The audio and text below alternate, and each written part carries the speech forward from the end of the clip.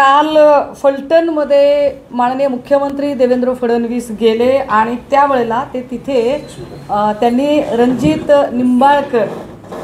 सिंह नाईक निंबाळकर यांना clean chit दिली। आम्हाला कळलं नाही की ही क्लीन चिट त्यांनी नेमकी कोणत्या आधारावर दिलेली आहे आणि त्यात त्यांनी असं म्हटलं की रणजित सिंह नाईक निंबाळकर जर दोषी असते तर मी त्यांना नक्कीच सोडलं नसतं। त्यांनी असं कित्येक लोकांना सोडलेलं आहे आणि त्याचे एपिसोड मी आजपासून सुरू करते।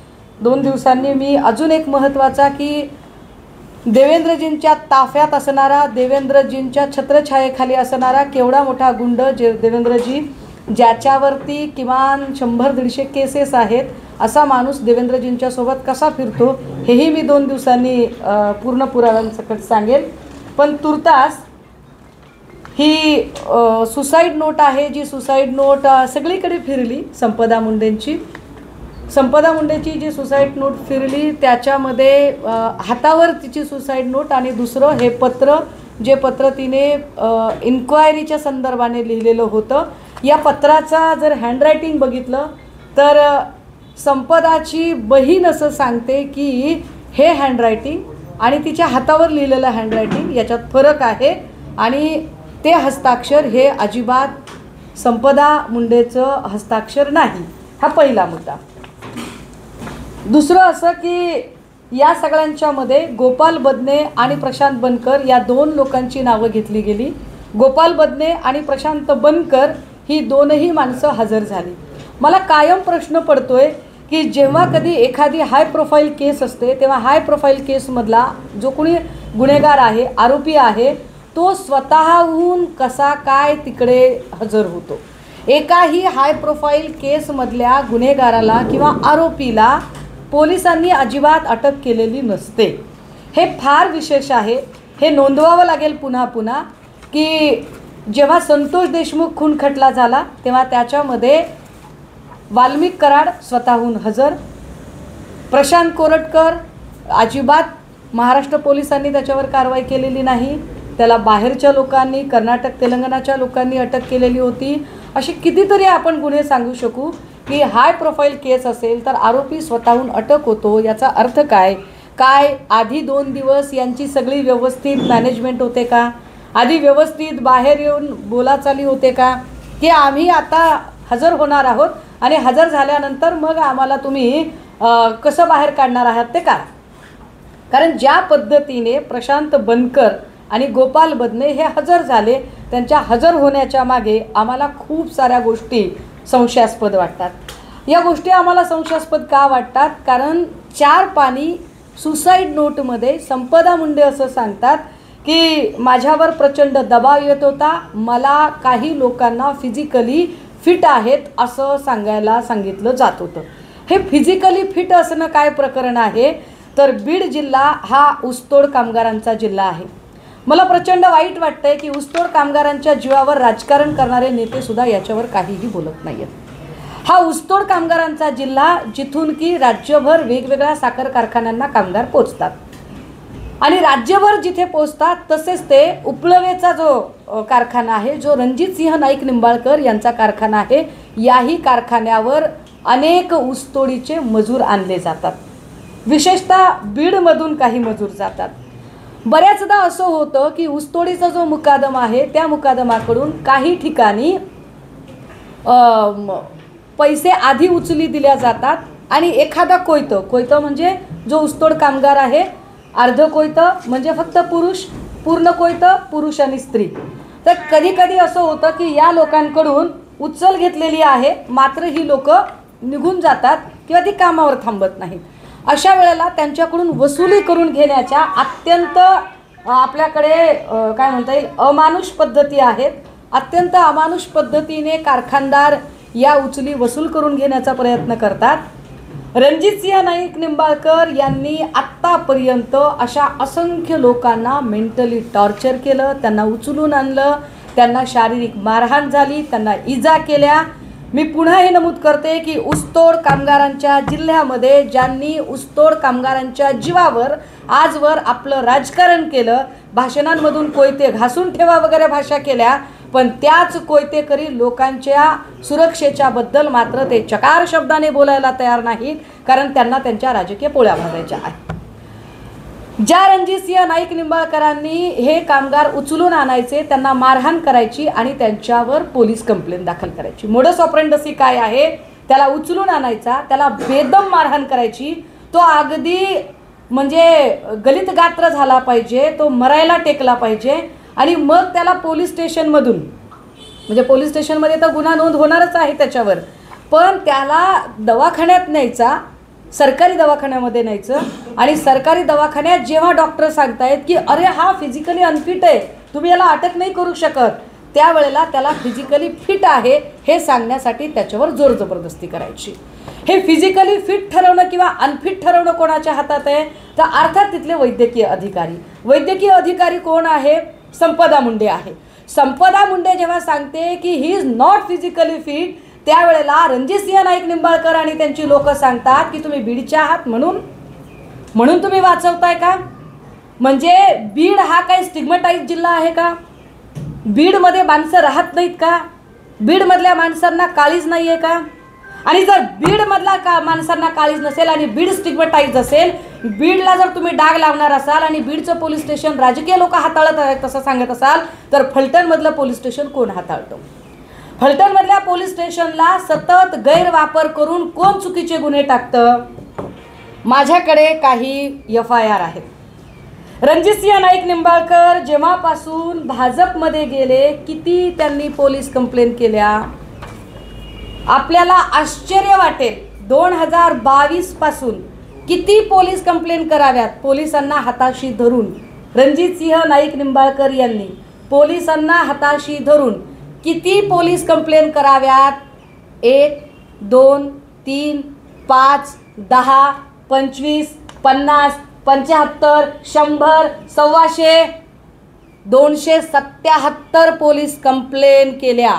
होय दादा, शॉकिंग आहे ना? 277 पोलीस कंप्लेंट रणजितसिंह नाईक निंबाळकर यांनी पोलिसांना हाताशी धरून केल्या आणि ज्याच्यामध्ये पोलिसांनी काय पद्धतीने लोकांना त्रास दिला, माझ्याकडे त्या प्रत्येकाची यादी आहे. माझ्याकडे याच्यातला ताई हे जरा कागद बघा, सॉर्ट आउट करा. मी आपल्याला एक एक करून ज्याला ज्याला ह्या FIR पाहिजे त्या सगळ्या FIR गोळा करण्यात माझा खरा तर वेळ गेला, मला झेरॉक्स काढण्यात वेळ गेला. किती FIR कराव्यात, काय FIR घ्यायच्यात त्या घ्या तुम्हाला. ह्या सगळ्या FIR रणजितसिंह नाईक निंबाळकरांकडून झाल्यात. सगळीकडे फिर्यादी उपळवेचा साखर कारखाना आहे, ह्या सगळ्या FIR आहे. घ्या. नाही नाही नाही, ह्या कामगारांवरच्या आहेत. बीडच्या लोकांना काय त्रास होतो, बीडच्या लोकांना काय पद्धतीने परेशान केलं जातं, फक्त माणूस बीडचा आहे म्हणून, ती डॉक्टरीन बीडची आहे म्हणून तिचा जीव घेतला तुम्ही. ह्या किती पोलीस कंप्लेंट आहेत? ह्या सगळ्या पोलीस कंप्लेंट FIR आहेत. या कंप्लेंट नाही, ह्या FIR आहेत. या सगळ्या FIR मी तुमच्यासाठी आणल्या आहेत. याच्या सगळ्या मी तुम्हाला सॉफ्ट कॉपी द्यायला तयार आहे. किती किती द्यायचं? जीव घेता, जीव घेता एखाद्याचा आणि कुणाच्या जीवावर उड्या मारतात रणजितसिंह नाईक निंबाळकर? देवेंद्र फडणवीसांच्या. आणि देवेंद्र फडणवीस सांगणार की मी यांना क्लीन चिट देतोय. कोणत्या आधारावर क्लीन चिट दिली त्यांनी? काय त्यांनी या सगळ्या FIR बघितल्या का? अरे एका दिवशी 14 FIR दाखल झाल्यात. कोण पोलीस अधिकारी आहे ते? तो महाडिक कोण आहे? तो राहुल धस कोण आहे? बदने कोण आहे? जायपात्रे कोण आहे? हे सगळे पोलीस अधिकारी. तुम्ही म्हणता ना की बीडमधले पोलीस अधिकारी एकाच ठिकाणी ठेवले जातात. फलटणमध्ये काय चाललंय? मला बीडशी काही घेणं देणं नाही, मला बीडच्या राज्यकर्त्यांशी पण काही घेणं देणं नाही. माझं स्पष्ट म्हणणं आहे की बीडच्या राज्यकर्त्यांनी सुद्धा ऊसतोड कामगार आणि त्यांच्या मतांचा गैरवापर केलेला आहे. त्यांनी त्यांच्या कल्याणाचा विचार केला नाही. पण यामुळे बीडमध्ये जो ऊसतोड कामगार आहे त्यांचा प्रश्न इथं ऐरणीवर आलाय की काय हलाकीचं आणि गुलामांचं जगणं ते जगत आहेत. अरे माणसं बॉयलरमध्ये उचलून टाकली राव. उचलला माणूस आणि बॉयलरमध्ये टाकून दिला, मरून गेला माणूस. त्याची दाद फिर्याद नाही काही. बरं, आता हे सगळं चालू असताना ही मोडस ऑपरेंडसी आहे की पोलीस स्टेशन हाताशी धरायचं, वाटेल तेवढे गुन्हे दाखल करायचे, मारहाण करायची, अगदी पोलीस स्टेशनमध्ये जाऊन पण कधी कधी मारहाण करायची आणि त्याला परत आपल्या कारखान्यावर आणायचं. पण परत कारखान्यावर आणताना डॉक्टर कसा काय डिस्चार्ज करेल? डॉक्टर तर म्हणेल की ही इज नॉट अनफिट. मग त्यावेळेला त्याला मेडिकली फिट असल्याचं प्रमाणपत्र देण्यासाठी रणजितसिंह नाईक निंबाळकर हे त्याच्यावर दबाव आणणार. पोलीस स्टेशन आणि या सगळ्यांची एक साठगाठ असते. आमचे प्रश्न काही निर्माण होतात की एक महिला डॉक्टर अर्ज करते, ती सांगते की मला अनफिट माणसाला फिट असायला सांगितलं, मी त्या माणसाला 2D इको करायला सांगितलेली आहे. तो 2D इको करायला जाणार होता, त्याचा 200च्या वर BP होता आणि मी आर्ग्यू करते, मी वाद घालते, मी काम करत नाही असं म्हणून माझी तक्रार केली गेली. डिपार्टमेंटकडे तक्रार केली गेली. मी डिपार्टमेंटला विचारलं की अरे माझ्याबद्दल काय नेमकी तक्रार आहे, तुम्ही काय कारवाई केली ती मला सांगा. आणि ती कारवाई अजिबात सांगितली जात नाही की कोणती कारवाई झालेली आहे. त्यानंतर ती वैतागते. आपण सगळे पत्रकार असण्यापेक्षा माणूस आहात, म्हणजे मला फार चिडचिड याच्यासाठी होते की वैशाली हगवणे प्रकरणात पण हेच झालं होतं. हगवणे प्रकरणात त्या माऊलीने आत्महत्या केली आणि तिचं कॅरेक्टर असेसिनेशन केलं. वैष्णवी हगवणे प्रकरणातही तिचं कॅरेक्टर असेसिनेशन केलं. सेम मोडस ऑपरेंडसी आता करताय. सेम आत्ताही संपदा मुंडेचं कॅरेक्टर असेसिनेशन करण्याचा प्रयत्न केला जातोय. तिचं चारित्र्य ठीक नव्हतं, ती कोणाला तरी भेटत होती, तिचे काय संबंध होते, असा गलिच्छपणा चाललेला आहे. लाज वाटली पाहिजे या सगळ्यांना. साधा प्रश्न आहे माझा की एखाद्या गावात जेव्हा आम्ही राहतो आणि त्या गावात आमचं घर असतं त्यावेळेला आम्ही त्याच गावात हॉटेल घेऊन राहत नाही. संपदा मुंडे रात्री 1 वाजता त्या हॉटेलमध्ये गेलीच कसं काय? ताई हॉटेलचा फोटो द्या मला जरा. संपदा मुंडे त्या हॉटेलमध्ये गेली कशी काय? हे हॉटेल आहे, हॉटेल मधुदीप. या हॉटेलमध्ये रात्री 1 वाजता संपदा मुंडेला एंट्री का दिली? एकट्या महिलेला हॉटेल मिळतं असं मला तरी माहीत नाही. काय हिची एंट्री कायदेशीर पद्धतीने घेतली होती, सही होती, सगळे डॉक्युमेंट ते घेऊन गेले असं सांगतायत. मी हेही डॉक्युमेंट मागितले पण ते डॉक्युमेंट घेऊन गेले असं सांगत आहेत. ते याच्यावर एका चकार शब्दाने बोलत नाहीयेत. आता ती का गेली रात्री 1 वाजता? तिला काय गरज पडली स्वतःचं घर असताना त्या हॉटेलमध्ये जायची? हे हॉटेल कुणाचं आहे ते जरा सांगितलं पाहिजे. हे हॉटेल भोसले नावाच्या माणसाचं आहे. कोण आहे हा भोसले? हा भोसले रणजितसिंह, हा इकडचा भोसले आहे. रणजितसिंह नाईक निंबाळकर आत्ता जेव्हा इलेक्शन लढतील तेव्हा भाजपाचा संभाव्य नगराध्यक्षपदाचा हा उमेदवार आहे. याच्या बाजूला अजून एक माणूस आहे, यांचं नाव आहे जयकुमार गोरे. काल जयकुमार गोरे त्यांच्या स्टेजवर होते. जयकुमार गोरेवरही एका महिलेने फार आरोप केलेले आहेत. लक्षात घ्या, जयकुमार गोरे बाजूलाच राहतात. जयकुमार गोरे, भोसले, रणजितसिंह नाईक निंबाळकर सगळे एका फ्रेममध्ये दिसत आहेत. आणि या माणसाचे हे हॉटेल आहे. ये रिश्ता क्या कहलाता है. का या हॉटेलवर बोलावलं होतं? हॉटेलवर बोलावलं होतं की गेली होती? हॉटेलवर बोलावलं असेल तर कशासाठी बोलावलं होतं? जर तिची बहीण सांगते की ते हस्ताक्षर तिचं नाहीच आहे तर तिच्या हातावर कुणी लिहिलं? काय संपदा मुंडेचा जीव गेला का? काय संपदा मुंडेची हत्या झाली का? संपदा मुंडेने आत्महत्या केली की संपदा मुंडेने हत्या केली? हत्या झाली. तुम्ही म्हणाल की मी डायरेक्ट आत्महत्या आणि हत्या यावर का बोलतेय? मी यावर आपल्याला 2 व्हिडिओ दाखवले पाहिजेत. जर आपल्याला आठवत असेल याच्या आधी एक काय म्हणता येईल त्याला, साधारणतः 2 वर्षांपूर्वी ननावरे नावाचं नाव तुम्हाला आठवत असेल. नंदकुमार ननावरे. कोण नंदकुमार ननावरे? आमदार कलानी यांचा PA. नंदकुमार ननावरे आणि त्यांची बायको हे प्रचंड त्रस्त झाले आणि त्रस्त होऊन त्यांनी सांगितलं की बाबा आमचं कुणीच ऐकून घेत नाहीये आणि आमच्याकडे आत्महत्या करण्याशिवाय काहीही पर्याय नाहीये. हा आहे नंदकुमार ननावरे.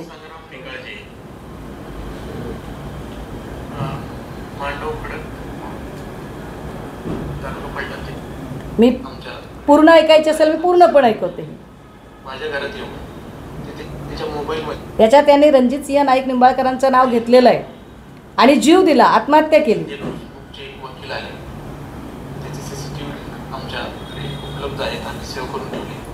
माझ्या घरात येऊन त्यांच्या मोबाईलमध्ये काहीतरी करत होते आणि न बोलवता आले आणि जाता जाईल त्यामुळे माझ्या घरात हा व्हिडिओ सगळीकडून काढून टाकलेला आहे, हे फार विशेष आहे. त्यांनी काहीतरी हा व्हिडिओ यूट्यूबवर शिल्लक ठेवला नाही. देशमुखांचे वडील, त्यामुळे आम्हाला त्यांच्या जे इतक्या पद्धतशीरपणे टॉर्चर केलं आहे, इतकं फुल प्लॅन केलेलं असल्यामुळे, आणि त्याच्यामुळे आता आम्हाला आत्महत्या करण्याशिवाय पर्याय उरलेला नाही. दुसरं बाकी इतर कुणाबद्दल मला जास्त काही बोलायचं नाही. बाकी चौकशी व्हावी, परंतु मूळ जो आहे तो संग्राम निकाळजे, त्याला मदत करणारा व्यक्तीच नाही. परत एकदा ऐका. मला जास्त काही बोलायचं नाही. बाकी चौकशी व्हावी, परंतु मूळ जो आहे संग्राम निकाळजे आणि रणजितसिंह नाईक निंबाळकर. आता या माणसाला, हा माणूस मरून गेला, दोघा नवरा बायकोनी आत्महत्या केली, पण दोघांनी आत्महत्या केल्यानंतरही यांना बिचाऱ्यांना काही न्याय मिळालाच नाही. मग याचा भाऊ धनंजय ननावरे पुढे आला. हाही व्हिडिओ आपण सोशल मीडियात बघितला असेल की धनंजय ननावरे पुढे येतो आणि तो सांगतो की माझं म्हणणं ऐकून घेतलं जात नाही, जोपर्यंत माझं म्हणणं ऐकून घेतलं जाणार नाही तोपर्यंत मी माझा रोज एक एक अवयव कट करेल आणि देवेंद्र फडणवीसांना भेट देईल. आणि तो स्वतःचा एक बोट कापतो, व्हिडिओ बनवतो आणि तो म्हणतो की हे बोट घ्या माझं फडणवीस साहेब. काल फडणवीसांनी क्लीन चिट दिली ना, फडणवीसांनी ज्यांना क्लीन चिट दिली तो माणूस चक्क नंदकुमार ननावरे आणि नंदकुमार ननावरेची बायको मरताना ज्या रणजितसिंह नाईक निंबाळकरांचं नाव घेतलं, काल त्याला ते क्लीन चिट देत होते. त्याचा भाऊ याने सोशल मीडियाच्या समोर येऊन, तोही व्हिडिओ आहे माझ्याकडे, तोही पाठवते मी आपल्याला, की तो आपलं बोट तोडून घेतो, एक एक अवयव तोडतो. त्याचे व्हिडिओ सोशल मीडियात व्हायरल होतात आणि नंतर चौकशी लागते, पण चौकशीत फक्त बालाजी किनीकरचं नाव घेतलं जातं. रणजितसिंह निंबाळकर मात्र वाचतात. बालाजी किनीकर शिंदेचे आमदार आहेत. काय म्हणजे आपल्या सत्तेचा गैरवापर करणारे. यांची मोडस ऑपरेंडसी आहे की पोलीस स्टेशनला हाताशी धरायचं, जो कोणी आपल्या डोक्याच्या वर जातो किंवा जो कोणी आपलं ऐकत नाही त्यांना आपण पाहिजे त्या पद्धतीने त्यांना दाबत राहायचं. हा एक फोटो आहे माझ्याकडे. ही जी मुलगी आहे फोटोतली, हिची बहीण एक आहे. जुळ्या बहिणींनी आत्महत्येचा प्रयत्न केला. म्हणजे एकटी संपदा मुंडे नाही आहे आत्महत्या करणारी, लक्षात घ्या. एकट्या संपदा मुंडेचा जीव गेला नाही. म्हणजे लोकांना वाटते की अरे बीड बीड बीड, पण बीडकडे तुम्ही अशा नजरेने बघितल्यामुळे बीडमधल्या कामगारांचा पण जीव गेला हे पण बघा. बीडच्या कामगारांचे, बीडच्या कुटुंबकांचे अक्षरशः संसार उद्ध्वस्त व्हायची वेळ आली. ही मुलगी कोण आहे? दिगंबर आगवणे हे नाव सगळ्या अख्ख्या मतदारसंघात माहिती आहे. फलटण मतदारसंघामध्ये ही जी मुलगी आहे, ही मुलगी आणि हिची बहीण दोघींनी आत्महत्येचा प्रयत्न केला. वेळेत उपचार मिळाल्यामुळे या दोघींचा जीव वाचला. आत्महत्येचं कारण काय? बाई सांग तुझं नाव. नमस्कार. ज्या मुलीने आत्महत्येचा प्रयत्न केला ती मुलगी पुढे आहे. रणजितसिंह नाईक निंबाळकर यांनी किती लोकांचे बळी घेतलेत ऐका. नमस्कार, मी वर्षा दिगंबर आगवणे. दिगंबर आगवणेंची माईक इकडे ठेवायचे. एकच हे गंभीर आगवणे, दिगंबर आगवणेंची मोठी कन्या. 9 ऑगस्ट 2022ला वडिलांना अटक झाली. त्यानंतर 9 नोव्हेंबरला घराची जप्ती झाली होती. आम्ही 8 नोव्हेंबरला औषध पिलो. त्रास असा झाला की जगदीश कदम हे गावातले म्हणजे रणजितसिंह नाईक निंबाळकर साहेब यांचे कार्यकर्ते आहेत, ते गावातच राहतात आणि त्यांनी आम्हाला घरी येऊन धमकी दिली की आम्ही तुमच्या वडिलांचा कार्यक्रम लावलेलाच आहे, आता तुमचाही कार्यक्रम लावतो. कारण घरी कधी उंबऱ्याच्या आत किंवा गेटच्या आतमध्ये जी लोक वावरतही नव्हती, आज ती लोक घरापर्यंत म्हणजे अक्षरशः किचनपर्यंत ती लोक वावरत होती आणि आम्हाला खूप भीती वाटत होती.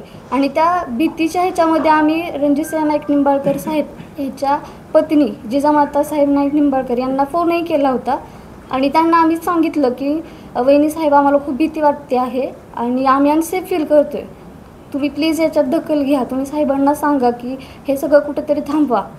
तर त्यांनी मला हे उत्तर दिलं की मला यातलं काहीच माहिती नाही आणि मी काहीच करू शकत नाही, आणि त्यांनी फोन ठेवून दिला. मग आम्ही खूप घाबरलो, कारण जी मनस्थिती आत्ता संपदा मुंडेताईची झाली, त्यांना खूप हॅरेस केलं, त्या खूप घाबरल्या होत्या.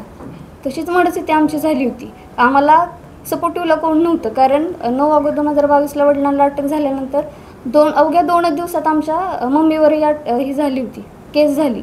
त्यामुळे तीही फरार होती. आम्हाला सपोर्टिव्ह असं कोणीच नव्हतं, आणि आम्ही घरी दोघीच बहिणी. त्यामुळे आम्हाला अशी भीती वाटायला लागली की आता आमच्यावरही सगळा गेम हे होऊ शकतो, म्हणजे आमच्यावरही कोणीतरी हात टाकेल, अशी आम्हाला भीती वाटत होती. म्हणून काहीतरी वाईट होण्यापेक्षा स्वतःचा जीव संपवलेला बरा, असं आम्ही असा विचार करून आम्ही दोघींनी औषध पिलं. आणि जप्ती ही माझ्याकडे पुरावे आहेत.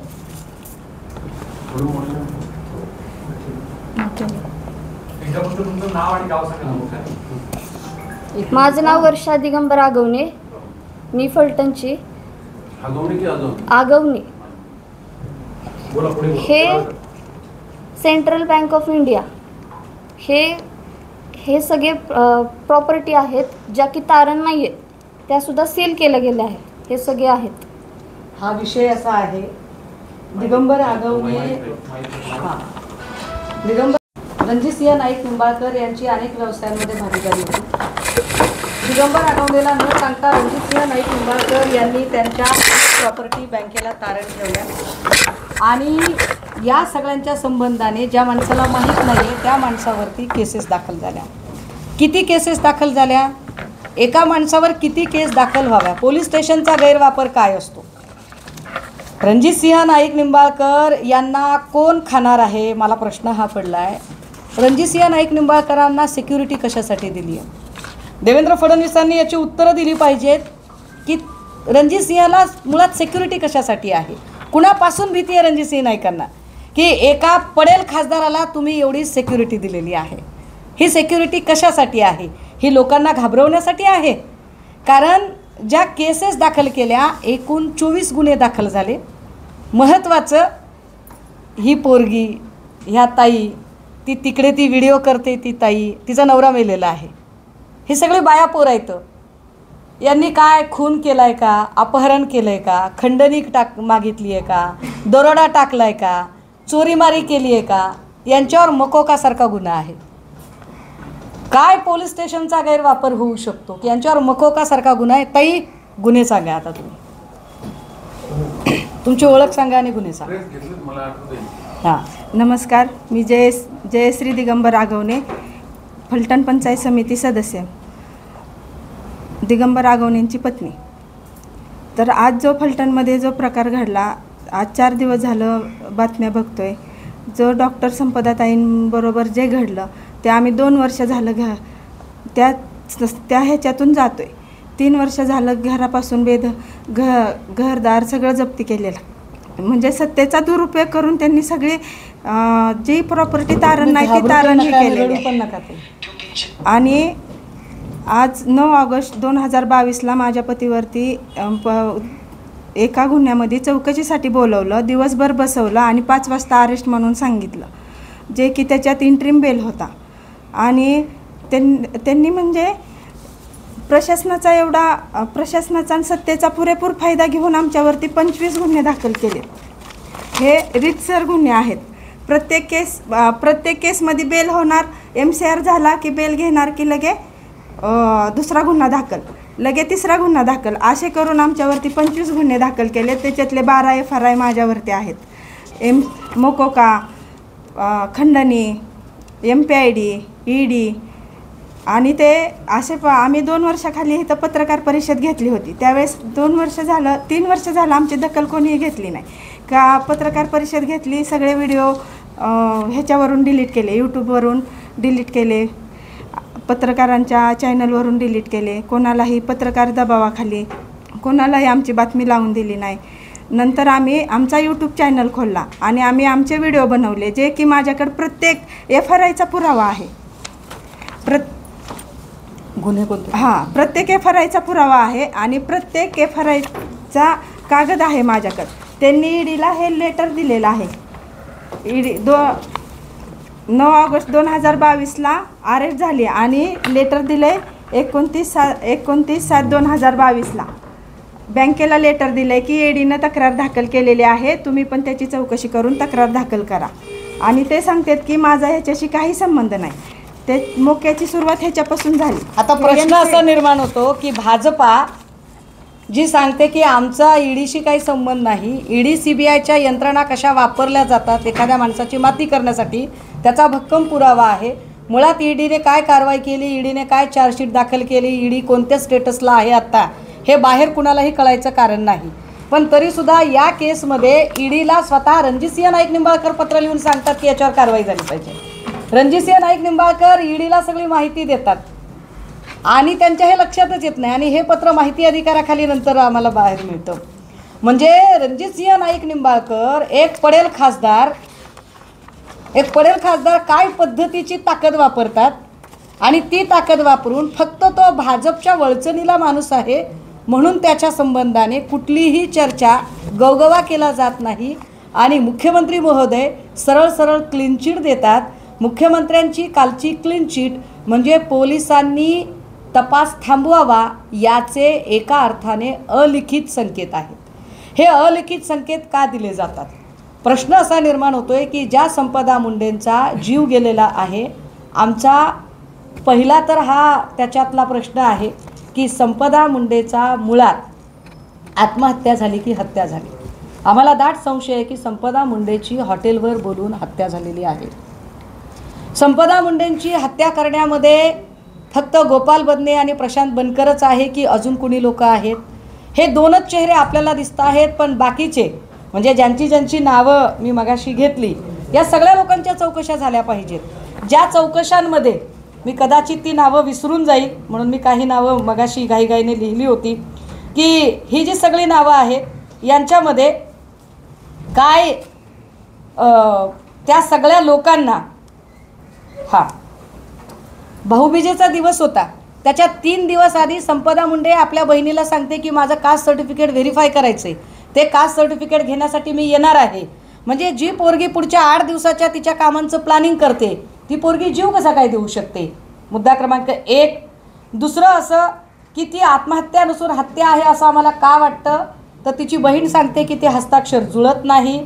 तिसरं असं की हॉटेलमधून हॉस्पिटलमध्ये तिला नेण्याची एवढी, एक तर ती हॉटेलमध्ये कशी सापडली, चौथं तिचे नातेवाईक आलेले नव्हते तोपर्यंत तिची डेडबॉडी उचलण्याची घाई का केली? का तिची डेडबॉडी उचलली? की फक्त ती बीडची आहे म्हणून, तिचं आडनाव मुंडे आहे म्हणून? म्हणजे एक मुंडे आडनाव जर तुम्हाला कुठेतरी आरोपांच्या कक्षेत सापडलं तर तुम्ही सगळ्या मुंडेंकडे तसंच बघणार का? तुम्ही सगळ्या वंजारी समाजाकडे तसंच बघणार का? माफ करा, मी कधीही जातीचं राजकारण करत नाही, पण ज्या पद्धतीने एका मुलीचं कॅरेक्टर असोसिनेशन केलं गेलं, मला आश्चर्य वाटते की काही पत्रकार बूम घेऊन जात आहेत आणि बदनेच्या कुटुंबाचे इंटरव्ह्यू करतात. बदनेच्या, अरे गुन्हेगाराचं उदात्तीकरण करता तुम्ही. बदनेच्या कुटुंबाचे इंटरव्ह्यू केले जातात, त्याच्यामध्ये तो कोण दुसरा आहे बनकर, त्याच्या कुटुंबाचे इंटरव्ह्यू केले जातात. आणि इंटरव्ह्यू करणाऱ्यांचं म्हणणं दाखवताना सारासार विवेक वापरला जात नाही की जर त्या बाईचं खरं असेल तर ती तोंड बांधून का बोलतीये? तिला तोंड बांधायचं काय अधिकार आहे?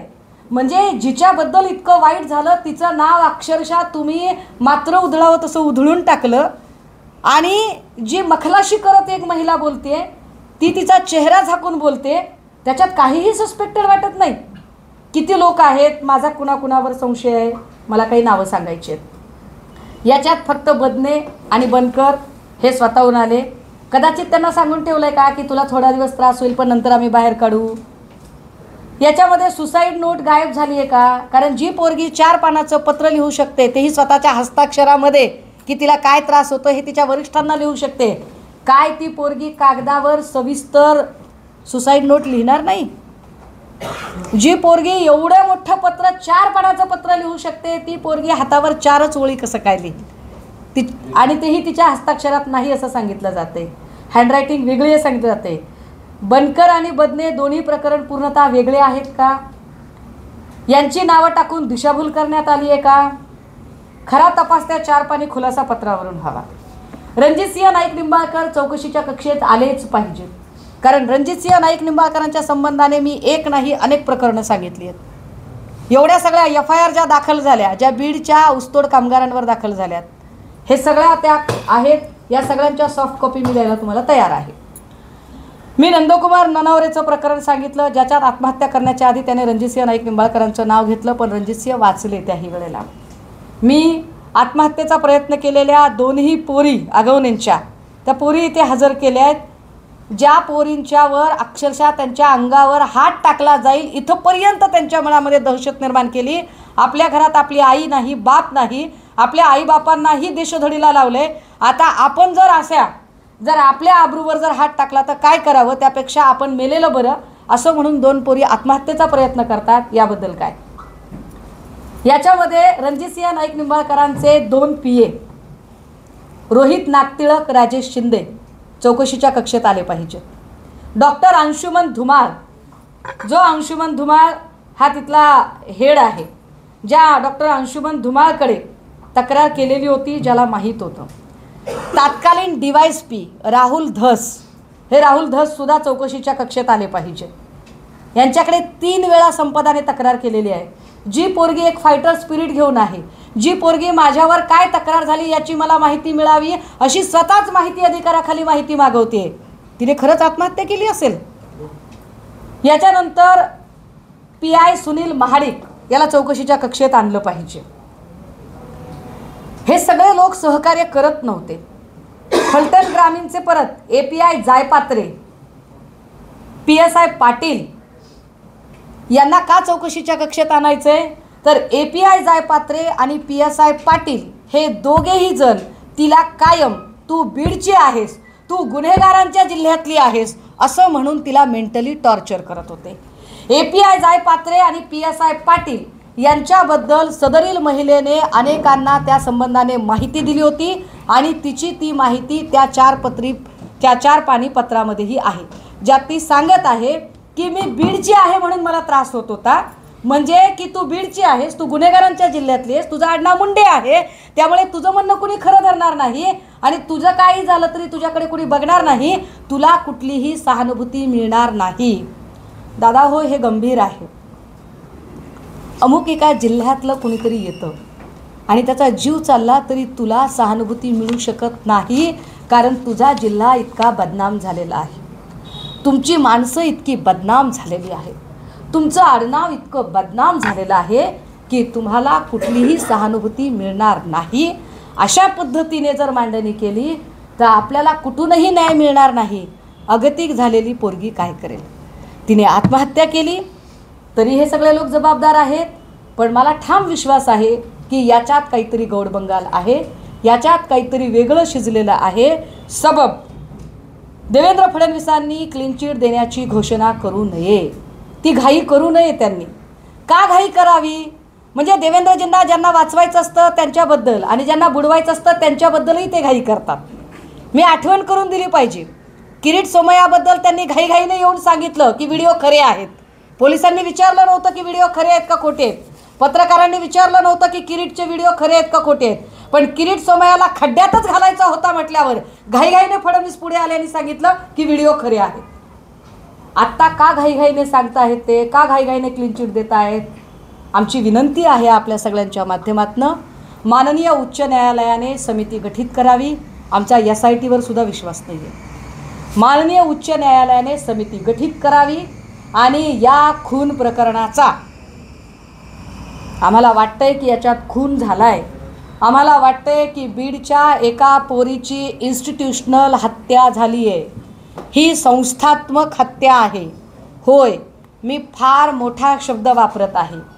हे जर असंच राहिलं तर एका अर्थाने स्टेट स्पॉन्सर्ड टेररिझम सारखी परिस्थिती निर्माण होईल। ज्या पद्धतीने तुम्ही एक बीडचं एक चित्र निर्माण केलंय, त्यामुळे बीडचा कुठलाही माणूस न्याय मागायला पुढे येणारच नाही की अरे बाबा आधीच आपण गुन्हेगार आहोत किंवा आधीच आपल्याला गुन्हेगार म्हणून बदनाम केलं गेलंय तर आपण कशाला न्याय मागायचा। संपदा मुंडे ही त्याच वाटेवरची प्रवासी आहे ज्या वाटेवर नंदकुमार ननावरेचे प्रवासी होते। नंदकुमार ननावरेंची पत्नी गेली, नंदकुमार ननावरेचा भाऊ धनंजय ननावरे ज्याने आपला एक एक अवयव कापून फडणवीसांना भेट दिला, ज्या वाटेवर